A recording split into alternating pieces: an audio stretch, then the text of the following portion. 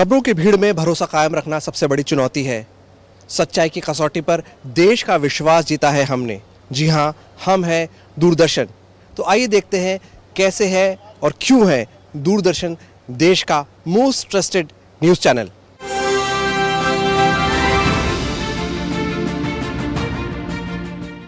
दूरदर्शन की पहुंच दुनिया के कोने कोने में है, लेकिन सबसे पहले आपको रूबरू कराते हैं राष्ट्रीय स्तर पर उन घटनाओं से जिनकी वजह से डीडी न्यूज़ ने सुर्खियां बटोरी। तो आइए शुरुआत करते हैं 2022 की इंडिया गेट से और आपको दिखाते हैं आरडी परेड का कॉकपिट व्यू। आदिवासियों के विकास के लिए बहुत सारे भारत जोड़ो यात्रा को लेकर संसद भवन में मोटे अनाज की प्रदर्शन। सरकार इंटरनेशनल ईयर ऑफ मिलेट्स के जरिए अंतर्राष्ट्रीय स्तर पर जब राष्ट्रीय महत्व की घटनाओं की 360 डिग्री कवरेज की बात आती है तो दूरदर्शन का कोई सानी नहीं है। लेकिन इस बार गणतंत्र दिवस पर कॉकपिट कवरेज ने सबका दिल जीत लिया।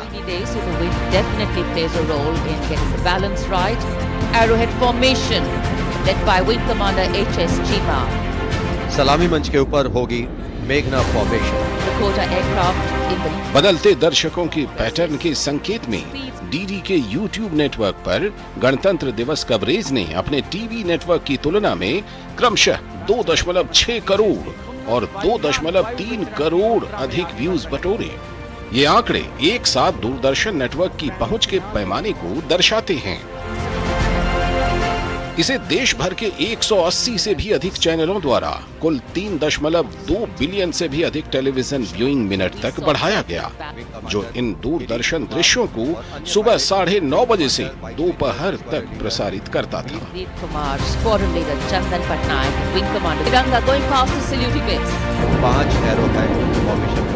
इस ऐतिहासिक गणतंत्र दिवस कवरेज के माध्यम से दूरदर्शन ने America, Canada, Germany, Japan, France, Australia, New Zealand, सऊदी अरब, पाकिस्तान और यूएई सहित 140 से भी अधिक देशों में एक साथ अपने वैश्विक दर्शकों की संख्या में कई गुना बढ़ोतरी कर पूरी दुनिया में अपनी पैठ बना ली।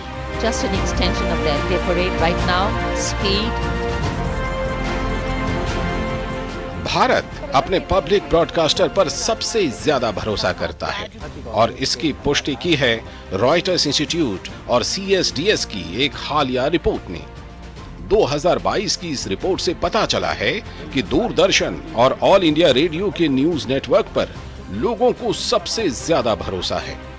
रिपोर्ट के मुताबिक डीडी न्यूज पर 71% और आकाशवाणी पर 72% लोगों ने भरोसा जताया है और इसकी खास वजह डीडी न्यूज और आकाशवाणी की लगातार मजबूत होती डिजिटल उपस्थिति भी है। भारत की आजादी के 75वें वर्ष में जब देश आजादी का अमृत महोत्सव मना रहा है, दूरदर्शन कई नए उच्च गुणवत्ता वाले धारावाहिकों के लॉन्च के साथ नए भारत का नया दूरदर्शन के विषय पर आधारित एक बड़े बदलाव के दौर से गुजर रहा है। देशभक्ति की धुन में मगे वीर योद्धा बढ़ चले, नारी शक्ति जाग उठी, वनवासी भी हुंकार उठे।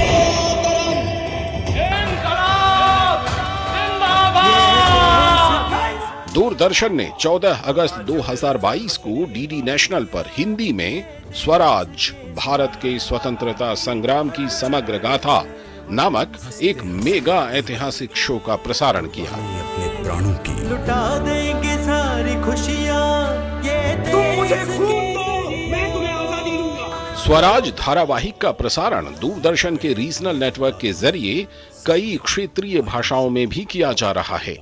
इसका ऑडियो संस्करण अखिल भारतीय रेडियो नेटवर्क पर प्रसारित किया गया। दूरदर्शन के इस प्रयास को देश के शीर्ष नेतृत्व ने भी सराहा।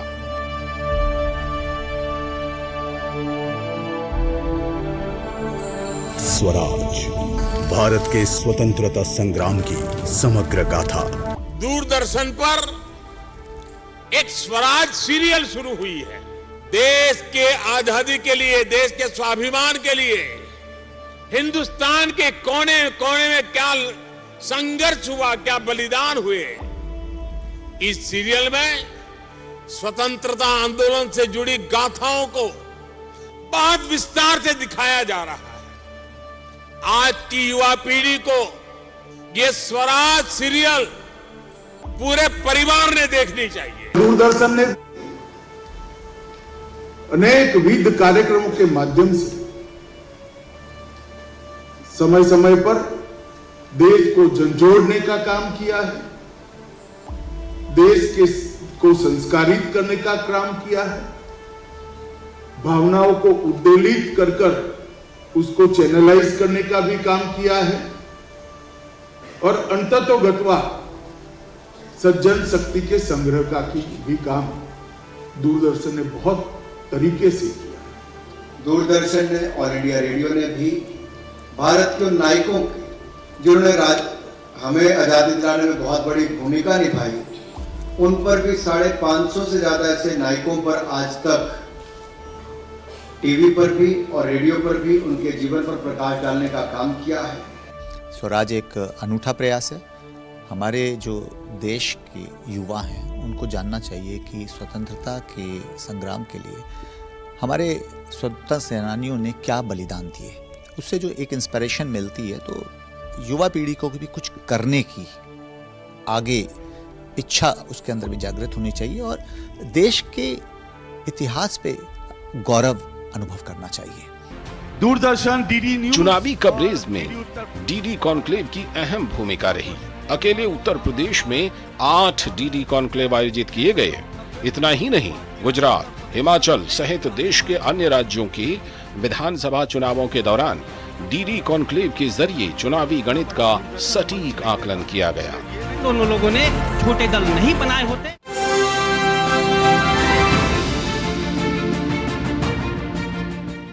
G20 की प्रेसिडेंसी से लेकर वर्ल्ड इंटरपोल कॉन्फ्रेंस तक दूरदर्शन न्यूज़ गवा रहा है कुछ अहम अंतर्राष्ट्रीय खबरों का। तो अब राष्ट्रीय से चलते हैं अंतर्राष्ट्रीय स्तर पर।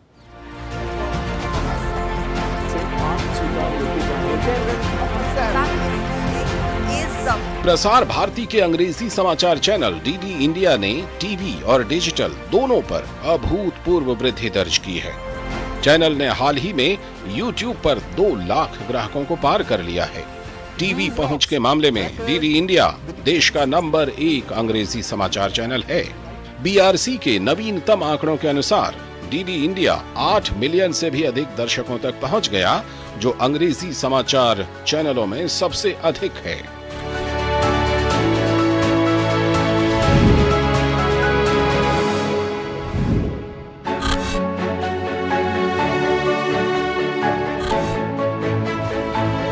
ऑपरेशन गंगा के तहत डीडी न्यूज ने अपने 4 संवाददाताओं को पोलैंड, हंगरी,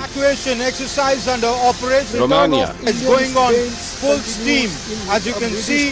और स्लोवाकिया में तैनात किया। इसका उद्देश्य था भारत सरकार की मैमथ इवैक्यूएशन एक्सरसाइज को कवर कर लोगों में भरोसा कायम करना। प्रधानमंत्री निरंतर चिंता भी कर रहे हैं, एक एक मिनट की जानकारी भी प्राप्त कर रहे हैं, प्रत्येक सूचना उन तक पहुंच रही है। स्वयं वो स्थिति का आकलन करके हमारा मार्गदर्शन भी कर रहे हैं।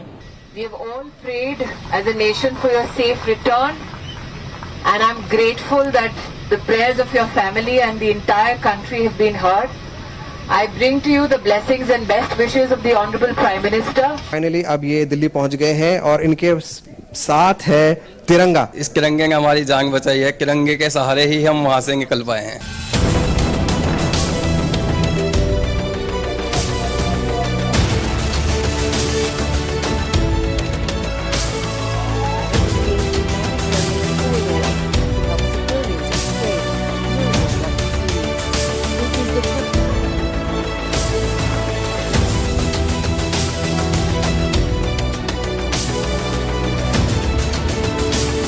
चौबीस फरवरी 2022 को यूक्रेन और रूस के बीच में जंग शुरू हो गई।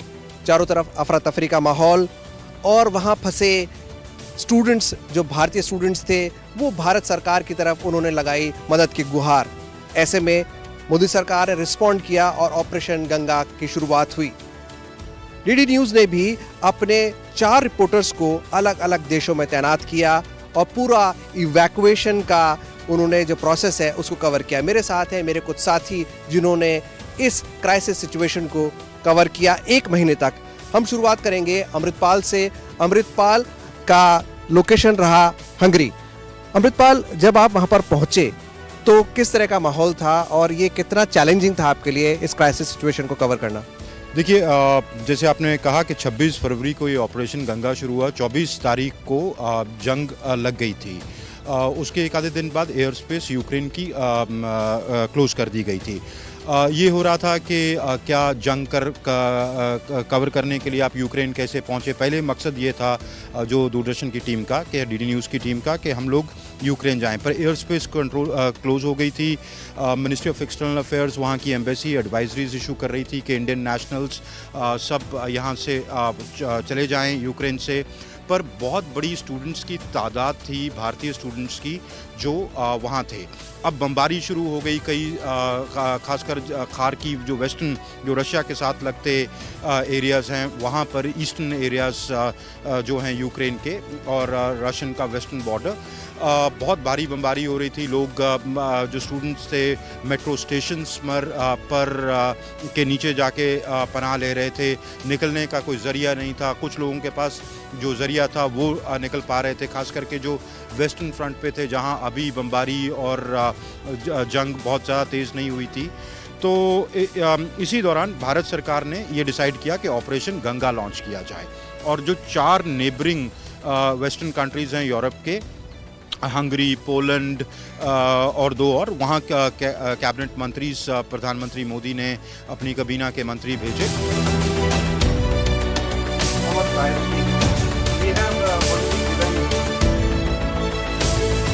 मेरे साथी अभिषेक सिंह गए रोमानिया।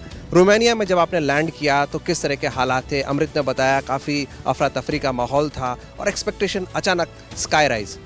बिल्कुल विशाल, देखिए जैसा कि अभी अमृत ने बताया कि, और ठीक वही हालात जो थे लगभग रोमानिया के भी थे।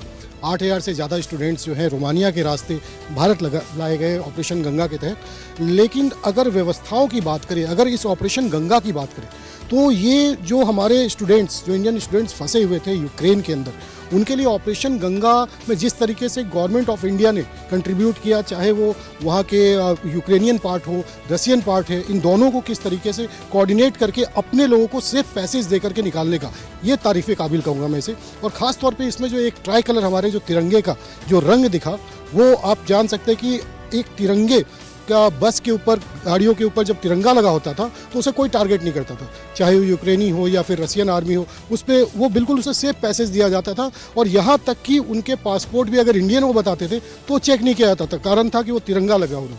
और न सिर्फ भारतीय स्टूडेंट इस कारण से निकाले गए, बल्कि इसके अलावा कई अन्य कंट्री जो भारत से जुड़े हुए, चाहे हम नेपाल की बात करें, बांग्लादेश की बात करें, यहाँ तक कि पाकिस्तान तक के स्टूडेंट्स जो हैं उस तिरंगे के नीचे अपने का आपको सेफली अलग अलग कंट्री तक में यूक्रेन से बाहर निकले। ये बहुत ही बड़ी बात कही अभिषेक आपने। तिरंगे की वजह से ना सिर्फ हमारे दोस्त बल्कि वो लोग भी जो हमसे दुश्मनी निभाते रहे हैं उनको भी पनाह मिली। ये तो आपके लिए बहुत गौरव की बात है और हम सब के लिए।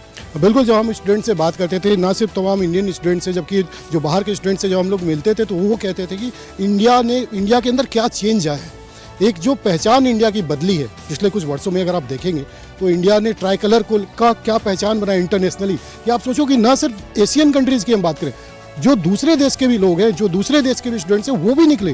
तो भारत ने जो एक पहचान बनाई है इंटरनेशनल अपने पटल पर, जो अपने आप को किस तरीके से प्रस्तुत किया है, और ख़ास तौर पे जहाँ पे कि रसिया और यूक्रेन एक साथ एक दूसरे के खिलाफ जंग में लड़ रहे हैं, और वहीं पर किसी एक कंट्री के फ्लैग के नीचे वहाँ के लोगों को सेफ पैसेज भी दे रहे हैं। ये बहुत बड़ी जीत थी भारत की ऑपरेशन गंगा के अंदर में ट्राई कलर का। खास तौर पे गवर्नमेंट ऑफ इंडिया का ये कहना चाहूँगा, जिस तरीके से पहल की, 4 मंत्रियों को उन्होंने चारों जो कंट्री है, नेबर कंट्री है, वहाँ पर भेजा, और जो भी मिनिस्टर्स गए यहाँ के, उन लोगों ने वहाँ के जो एडमिनिस्ट्रेशन है, वहाँ के जो लोकल अथॉरिटी है, उनके साथ कोऑर्डिनेट किया, जो वहाँ का इंडियन कम्युनिटी है उनके साथ कंट्रीब्यूट किया। यहाँ तक कि जो शेल्टर हाउसेस थे, आप ये जान के हैरान रहेंगे कि जहाँ पे भी जो भी इंडियन कम्युनिटी थी वहाँ पर, उन सभी ने उन लोगों के लिए इंडियन खाना, इंडियन रेसिपी तक की तैयारी की।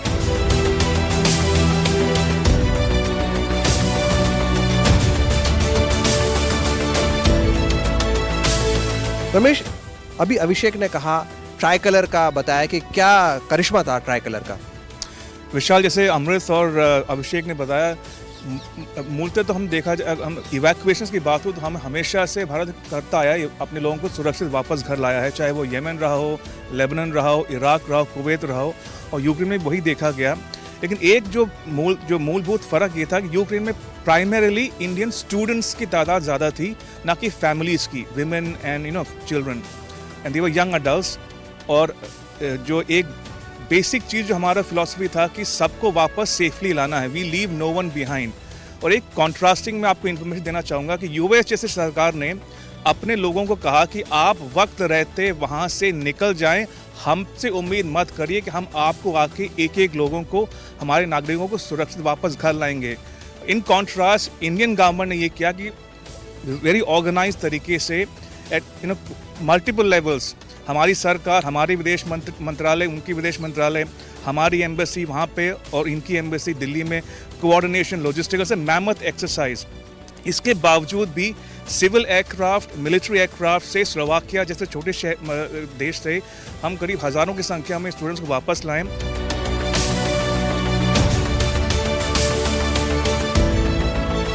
अमृत, इन्होंने कहा कि खाने का प्रॉब्लम था, एक मैमथ एक्सरसाइज थी, तो कितना प्लानिंग इसमें लगा, और आपके पास टाइम बिल्कुल भी नहीं है, टाइम जो था we were running against the time, तो उस पर क्या कहेंगे आप? लॉजिस्टिकल नाइटमेयर था, मैं ये बताऊं। जैसे मैं कह रहा हूँ, पहली बड़ी समस्या ये थी कि इन्फॉर्मेशन ही नहीं थी कि कितने लोग आ रहे हैं, आपको कितने लोगों के लिए केटर करना है। जहाँ मैं था, छोटा सा कंट्री है हंगरी, उसमें 5 बॉर्डर क्रॉसिंग पॉइंट्स थे, इतना स्टाफ नहीं था, they were thinking on their feet. बाकी जो मुल्क हैं वहाँ हमारी मिशंस हैं, वहाँ से लोग बुलाए गए अफरा तफरी में, उनको उतना टाइम ही नहीं था कि वो अपने आप को वहाँ की जोग्राफ़ी से एक्लिमेटाइज करें या जाने। वो लैंड करते थे, बॉर्डर पॉइंट्स पे चले जाते थे, बच्चे आ रहे थे, उनके पास, कईयों के पास प्रॉब्लम ये थी, एक ग्रुप आया जो अपनी यूनिवर्सिटी से जब बॉम्बिंग शुरू हुई भागा और मेट्रो स्टेशन में उनको पना ली, वहाँ से बस कुछ अरेंज हुई उनके स्टूडेंट कोऑर्डिनेटर ने और वो भागे। जब वो बॉर्डर पे पहुँचे तो वहाँ के इमिग्रेशन ऑफिशियल्स को ट्रैवल डॉक्यूमेंट्स चाहिए थे, उनके पास वक्त नहीं था अपने हॉस्टल्स जाके पासपोर्ट लेके आने का। ऐसे में गवर्नमेंट ऑफ इंडिया का क्या रोल रहा? गवर्नमेंट ऑफ इंडिया ने वहीं उनके स्टूडेंट आईडी कार्ड्स देके उनकी शनाख्त की और उनको टेम्परेरी ट्रैवल डॉक्यूमेंट्स दिए।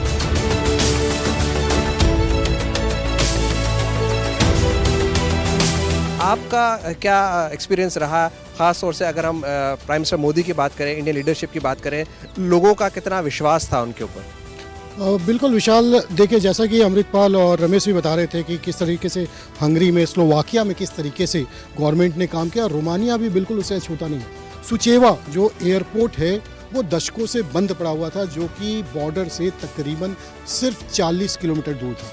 इस बॉर्डर से प्राइम मिनिस्टर के हस्तक्षेप और ज्योतिरादित्य सिंधिया के कोऑर्डिनेशन से भारतीय छात्रों को निकालने के लिए सुचेवा एयरपोर्ट को फिर से ऑपरेशनल किया गया और उस एयरपोर्ट से तकरीबन 7 से 8 जो इंडियन फ्लाइट्स है, एयरफोर्स की फ़्लाइट है, उसे वहाँ से ऑपरेट करके छात्रों को डायरेक्ट इंडिया भेजा गया। तो आप ये समझिए कि जहाँ से कि जो छात्र बॉर्डर पे पहुँच रहे हैं और फिर उसके बाद उन्हें कैपिटल में लाया जाना और उसके बाद उनके लिए शेल्टर होम की व्यवस्था करना, क्योंकि फ़्लाइट जिस तरीके से आ रही है, जो फ़्लाइट ऑपरेट हो रही है वो इंडियन गवर्नमेंट को मैनेज करना है, जो यहाँ के उनके प्रोटोकॉल्स को देखने हैं, उनके पासपोर्ट सब कुछ को करना है। तो वहीं से उन सारी सुविधाओं को वहाँ पर एक कैंप बनाया गया। MA के तमाम जो बड़े अफसर हैं वो वहाँ पर मौजूद रहे और ये गवर्नमेंट ऑफ इंडिया ने शायद मैं कहूँगा कि इस तरीके का जितना जल्दी इवैक्यूएशन हुआ, मतलब मैं आपको बता सकता हूँ 9 या 10 तारीख, ये 26 फरवरी से शुरू होकर के 9 या 10 मार्च तक सारे स्टूडेंट्स को वहाँ से जो नाविक सेलर्स थे उनको और कई जो अदर कंट्रीज़ के लोग थे उनको भी वहाँ से इवैक्यूएट करके इंडिया पहुँचाया जा सके।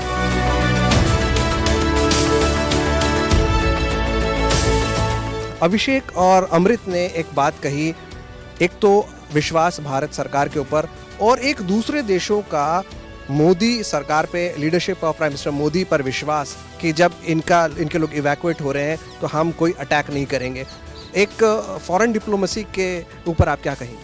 विशाल, हमें ये समझना होगा कि आप टाइमलाइन देखिए, 24 फरवरी को ये वॉर शुरू हुआ, 26 को भारत सरकार ने ऑपरेशन गंगा का ऐलान किया और तुरंत ही हमने देखा कि स्वयं प्रधानमंत्री नरेंद्र मोदी ने स्लोवाकिया के राष्ट्रपति से फ़ोन पे बातचीत की और कुछ ही दिनों में उन्होंने अपना स्पेशल ऑनबॉय के तौर पे लॉ मिनिस्टर किरेन रिजिजू को स्लोवाकिया भेजा, ब्रातिस्लावा।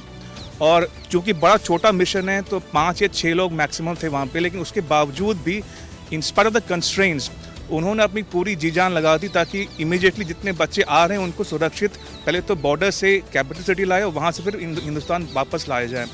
तो हमने कोऑर्डिनेशन देखा कि कई लेवल्स पे MEA की तरफ से और लोकल अथॉरिटीज़ की तरफ से, और काफ़ी सिनर्जी था दोनों देशों के बीच का, ऑफिसर्स के बीच में। तो ये कोऑर्डिनेटेड अटेम्प्ट था। It was logistical kind of challenge for both governments to evacuate such large number of Indian students in safely back home.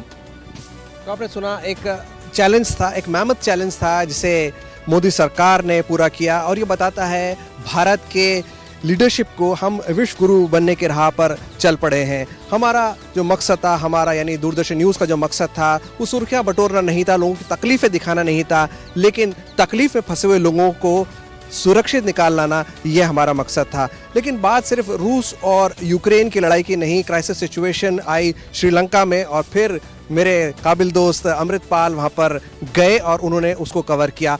अमृत, श्रीलंका एकदम डिफरेंट कंट्री, डिफरेंट सिचुएशन, सब कॉन्टिनेंट के अंदर, वो एक्सपीरियंस कैसा रहा आपका? देखिए, श्रीलंका में जब हम यहाँ से गए तो हमें ये समझ आई कि वहाँ एक फ्यूल क्राइसिस हो गया है, पर और पॉलिटिकल क्राइसिस तो था ही। राष्ट्रपति राजपक्सा देश छोड़ के चले गए थे और लोगों ने जो राष्ट्रपति का जो पैलेस होता है, प्रेसिडेंशियल पैलेस, उसको टेक ओवर कर लिया था। लोग वहाँ घुस गए थे, कब्जा कर लिया था, एब्सोल्युटली। तो एक बहुत बड़ा पॉलिटिकल क्राइसिस हो गया था, लोग सड़कों पर आके बैठ गए थे।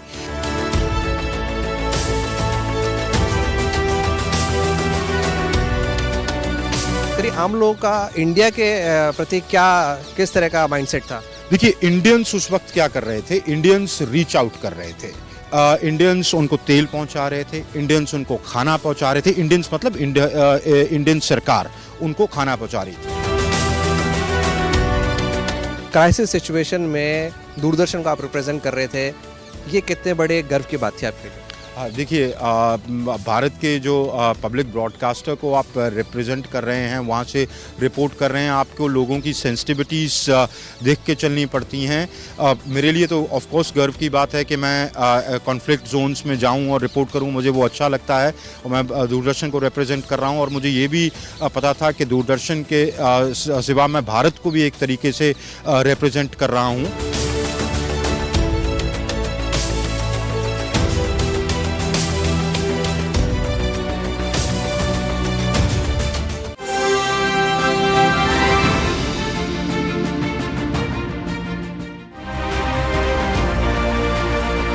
एबीएन प्लेटफॉर्म पर भी डीडी इंडिया ने ब्रेकिंग न्यूज कैटेगरी में पुरस्कार जीतकर विश्व पटल पर अपनी मजबूत मौजूदगी दर्ज कराई।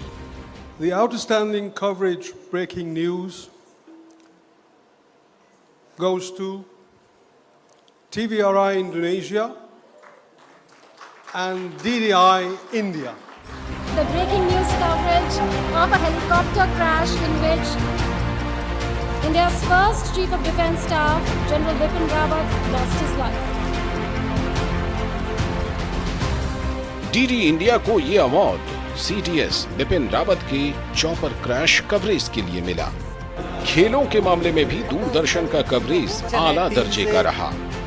बेंगलुरु में आयोजित यूनिवर्सिटी खेलो इंडिया गेम्स के सीधे प्रसारण के अलावा गुजरात में आयोजित राष्ट्रीय खेल 2022 का प्रसारण स्पोर्टी हाईलाइट रहा।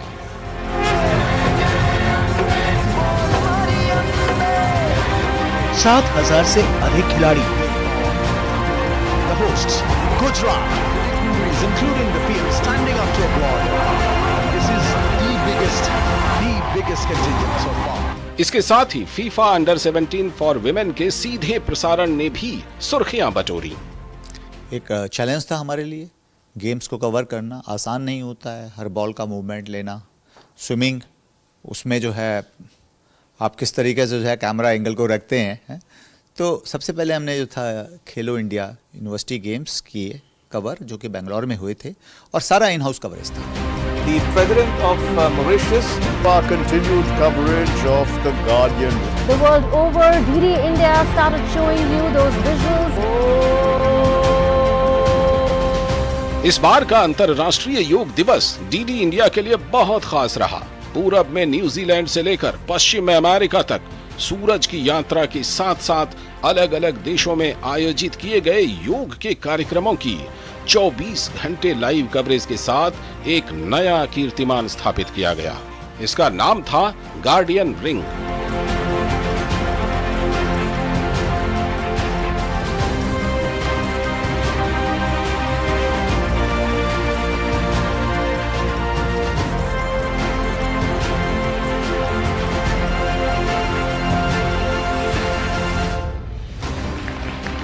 G20 की अध्यक्षता ग्रहण करना हर भारतीय के लिए गर्व का अवसर है। G20 की प्रेसिडेंसी हासिल करने से लेकर देश के अलग अलग हिस्सों में चल रहे G20 के कार्यक्रमों की कवरेज कर डीडी न्यूज ने भारतीय संस्कृति की अनूठी छटा बिखेरी।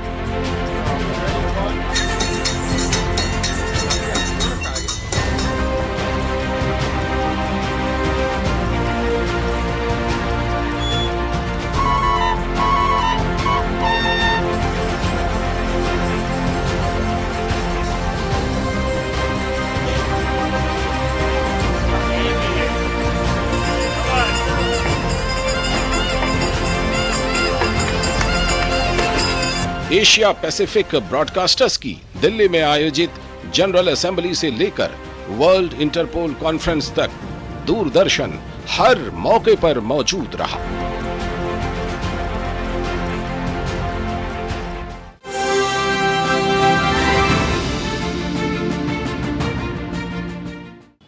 नेशनल हो या इंटरनेशनल, हमारा मकसद है आपको सिर्फ सच दिखाना, वो सच जिसे देखकर आपको अपने देश, अपनी संस्कृति पर गर्व हो। उम्मीद करते हैं आपको ये कार्यक्रम पसंद आया होगा। फिलहाल मुझे और मेरे कैमरा टीम को दीजिए इजाजत। आप देखते रहिए डीडी न्यूज़।